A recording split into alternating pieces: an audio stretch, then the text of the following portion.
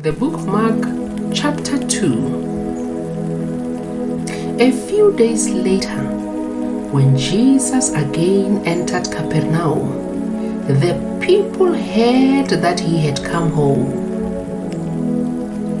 They gathered in such large numbers that there was no room left, not even outside the door, and he preached the word to them.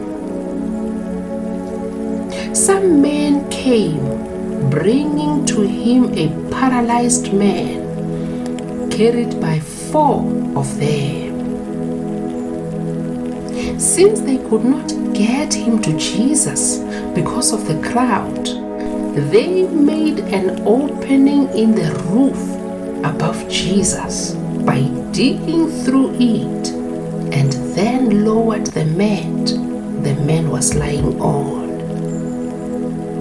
When Jesus saw their faith, he said to the paralyzed man, "Son, your sins are forgiven."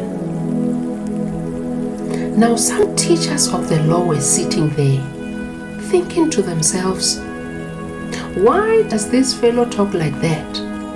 He is blaspheming. Who can forgive sins but God alone?" Immediately, Jesus knew in his spirit that this was what they were thinking in their hearts, and he said to them, "Why are you thinking these things? Which is easier, to say to this paralyzed man, 'Your sins are forgiven,' or to say, 'Get up, take your mat and walk'? But I want you to know that the Son of Man has authority on earth to forgive sins." So he said to the man, "I tell you, get up, take your mat, and go home." He got up, took his mat, and walked out in full view of them all. This amazed everyone, and they praised God, saying, "We have never seen anything like this." Once again, Jesus went out beside the lake. A large crowd came to him, and he began to teach them. As he walked along, he saw Levi, son of Alphaeus, sitting at the tax collector's booth. "Follow me," Jesus told him, and Levi got up and followed him. While Jesus was having dinner at Levi's house, many tax collectors and sinners were eating with him and his disciples, for there were many who followed him.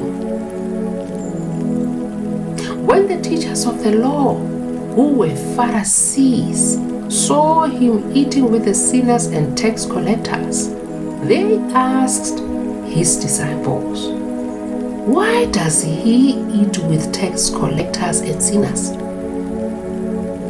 On hearing this, Jesus said to them, "It is not the healthy who need a doctor, but the sick. I have not come to call the righteous, but sinners." Now John's disciples and the Pharisees were fasting. Some people came and asked Jesus, "How is it that John's disciples and the disciples of the Pharisees are fasting, but yours are not?" Jesus answered, "How can the guests of the bridegroom fast while he is with them? They cannot, so long as they have him with them. But the time will come when the bridegroom will be taken from them, and on that day they will fast. No one sews a patch of unshrunk cloth on an old garment. Otherwise, the new piece will pull away from the old, making the tear worse. And no one pours new wine into old wineskins. Otherwise, the wine will burst the skins, and both the wine and the wineskins will be ruined. No, they pour new wine into new wineskins.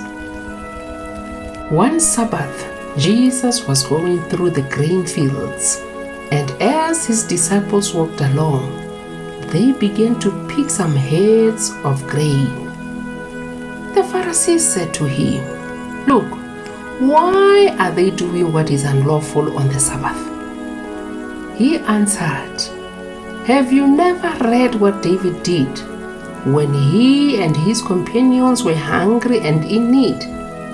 In the days of Abiathar the high priest, he entered the house of God and ate the consecrated bread, which is lawful only for priests to eat. And he also gave some to his companions." Then he said to them, "The Sabbath was made for men, not men for the Sabbath. So the Son of Man is Lord even of the Sabbath."